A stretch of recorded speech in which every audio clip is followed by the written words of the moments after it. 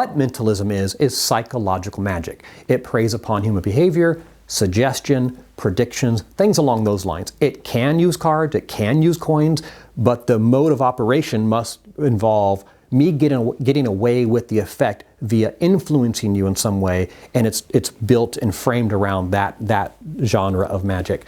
So I was into that first because of my love for interaction, understanding human behavior, first starting in entertainment by hooking up with a hypnotist.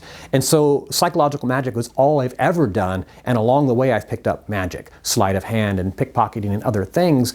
But that came second. It's always been mentalism. It's always been psychological in nature. Even when I do a card trick, I don't just mechanically force a card. I let you decide what the trick's going to be. I let you pick the card and I decide what to do with the trick as we go. It's more of an improvisational style, even though it looks like a card trick.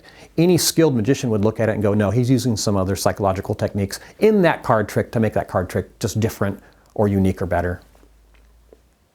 Excellent. Is there anything else you'd want to add to this? What we're talking about? Let's see. One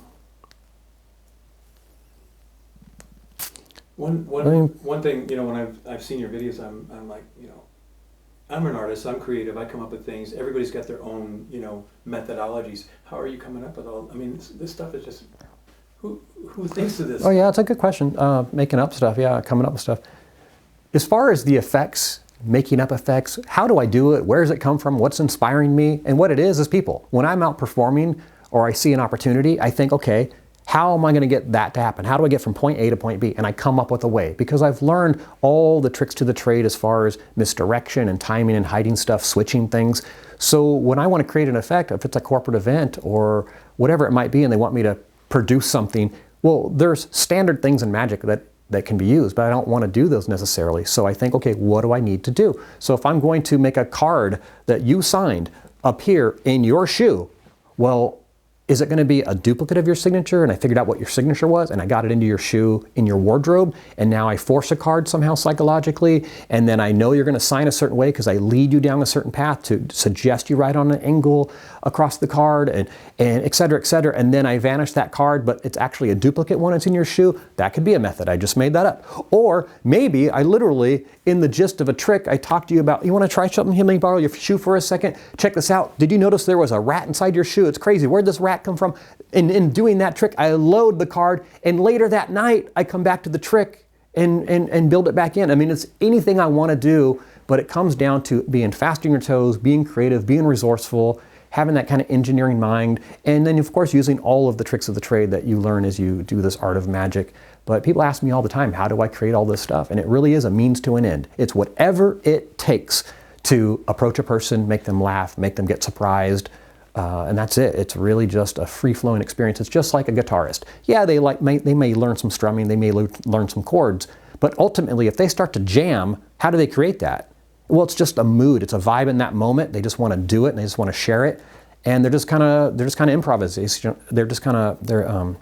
It's improvisational, and that's kind of what happens in magic. Once you learn a lot of the techniques, you just kind of roll with the punches. Excellent, Rich. That's good, man. Yeah. Anything Fun else? stuff. I don't know. You asked a lot of the common questions, but I went a little more expansive on it. People ask me a lot, about my wife, do you do magic tricks to your friends and family? And I never do. It's I refuse to. I don't like to do that. There's a lot of deception in magic, and it's not really like a negative deception. It's a positive thing. It's structuring things a certain way, taking advantage of opportunities. And so people ask me all the time, do I do magic to my friends and my family? And I don't. I don't like to use them as guinea pigs. I like them to know that I'm not going to prank them. I'm not going to trick them. I'm not going to manipulate them, because I don't really manipulate people. I just let them choose where the tricks go. But, a layman doesn't necessarily understand what's going on behind the scenes. Is it like a black art? Is it skill? What is it? So I've learned through other magicians to just leave my friends and family alone, and I let them experience seeing me at a show or on TV, but I don't like to fool my friends and family. They're not my target. I only do magic for people who pay me to do it. I don't go around the streets and shove it on people. I don't go to private parties that I'm invited to and just do magic on people. I only do it if it's requested, because I think it's one of those weird things that magicians have fallen into, that trap of always being on, never turning it off. And I think there's a right time to do it, and that's when you and the other person's ready to do it. Perfect, man. Because it's weird. That's Magicians are creepy when they just won't stop. Yeah. All they do is magic, magic. Let me show you this. Let me show you that. They're always trying to fool you, always trying to trick you, always trying to get the girl. And it's like, it's exhausting. Right. Hanging out with magicians is exhausting. Yeah.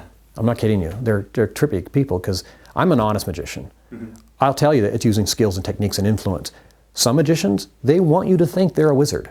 They go around going, I can really read your mind. And they wear black makeup and they try to be mysterious when they're not performing. Mm-hmm. And that's so trippy to me because it's like, why? Just kick off your shoes, now be a human, just relax, just chill for a bit. Right. You know, it's a trip. Magicians are a trip. They really are. I've never been to the Magic Castle. My